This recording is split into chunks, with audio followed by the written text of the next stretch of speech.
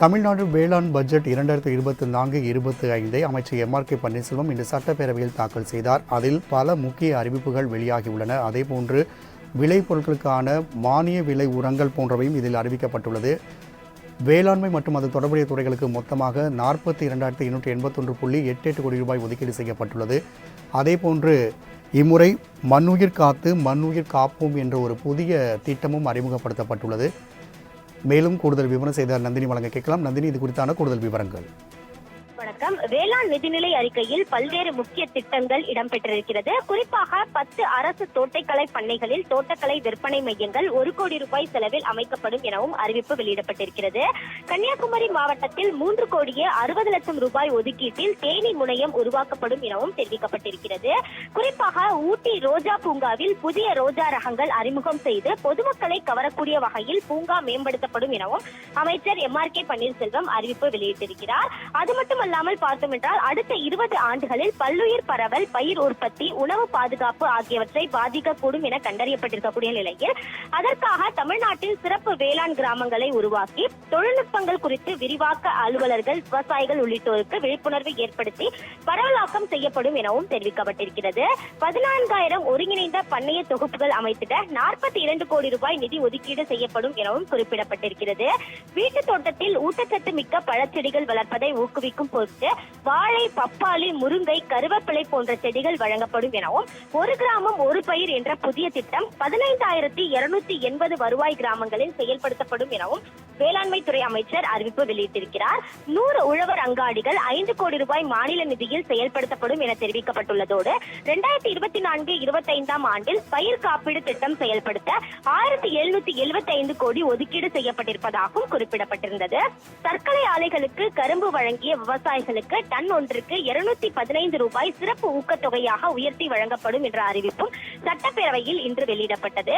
அதே போன்று மா, பலா, வாழை பயிரிடும் விவசாயிகளின் வருமானத்தை அதிகரிக்க சிறப்பு திட்டங்கள் செயல்படுத்தப்பட உள்ளதாக குறிப்பிடப்பட்டிருக்கிறது. அந்த வகையில் பார்த்தோம் என்றால் புதிதாக 250 ஏக்கர் மாந்தோப்புகள் உருவாக்கப்படும் என்றும் அதே போன்று 26,550 ஏக்கர் பரப்பிலான பழைய தோட்டங்களை புதுப்பித்து அதிக விளைச்சல் தரும் தோட்டங்களாக மாற்றிட விவசாயிகளுக்கு மானியம் வழங்கப்படும் எனவும் அறிவிப்பு வெளியிடப்பட்டிருக்கிறது. மேலும் வாழை பொறுத்தவரை பார்த்தோம் என்றால் உள்நாட்டிலும் வெளிநாட்டிலும் வாழைக்கான தேவை அதிகரித்திருக்கக்கூடிய நிலையில் 4,440 ஏக்கருக்கு வாழைத்தார் உரைகள் வழங்கப்படும் எனவும் சட்டப்பேரவையில் அறிவிப்பு வெளியிடப்பட்டிருக்கிறது.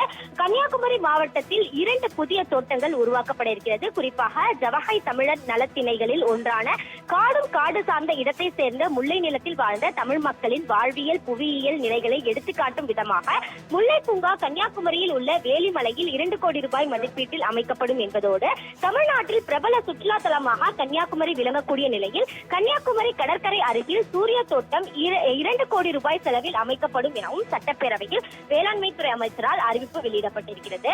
விவசாயிகளுக்கு 75,000 மீட்டர் நீளத்திற்கு சூரிய சக்தி மின்வேலிகள் அமைத்து தரப்படும் எனவும் குறிப்பிடப்பட்டிருக்கிறது. குறிப்பாக இந்த மின்வேலிகளை பொறுத்தவரையில் பார்த்தோம் என்றால் மனித விலங்கு மோதலால் பாடுபட்ட வளர்த்த பயிர்கள் பாழாகும் நிலையை மாற்றி விலங்குகளுக்கும் மனிதர்களுக்கும் ஆபத்தில்லாமல் பயிரை காத்திடும் நோக்கில்தான் இந்த 75,000 மீட்டர் நீளத்திற்கு சூரிய சக்தி மின்வேலிகள் அமைத்து தரப்படுவதாக தெரிவிக்கப்பட்டிருக்கிறது.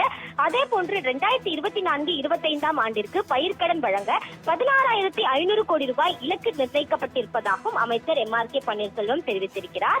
டெல்டா பகுதிகளில் தென்மேற்கு பருவமழை தொடங்குவதற்கு முன்னதாக 5,338 கிலோமீட்டர் நீளம் கொண்ட ஆறுகள், கால்வாய்கள், வாய்க்கால்களை தூர்வாருவதற்கு 110 கோடி ரூபாய் செலவில் 919 பணிகள் மேற்கொள்ளப்பட்டவும் சட்டப்பேரவையில் அறிவிப்பு வெளியிடப்பட்டிருக்கிறது. பனை சாகுபடியினை ஊக்குவிப்பதற்காக 2024-25 ஆண்டில் 10 லட்சம் பனை விலைகள் தோட்டக்கலைத்துறை மூலமாக நடப்படும் எனவும் குறிப்பிடப்பட்டிருக்கிறது. இவ்வாறாக விவசாயிகள் நலன் காக்கவும் அதே போன்று விவசாயிகளின் வாழ்வாதாரத்தை முன்னேற்றக்கூடிய வகையிலும் பல்வேறு அறிவிப்புகள் சட்டப்பேரவையில் இடம்பெற்றிருக்கிறது. மொத்தமாக 1 மணி நேரம் 57 நிமிடங்கள் வேளாண் பட்ஜெட்டை தாக்கல் செய்து தன்னுடைய உரையை அமைச்சர் எம்.ஆர்.கே. பன்னீர்செல்வம் நிறைவு செய்தது குறிப்பிடத்தக்கது. நந்தினி, தகவலுக்கு நன்றி.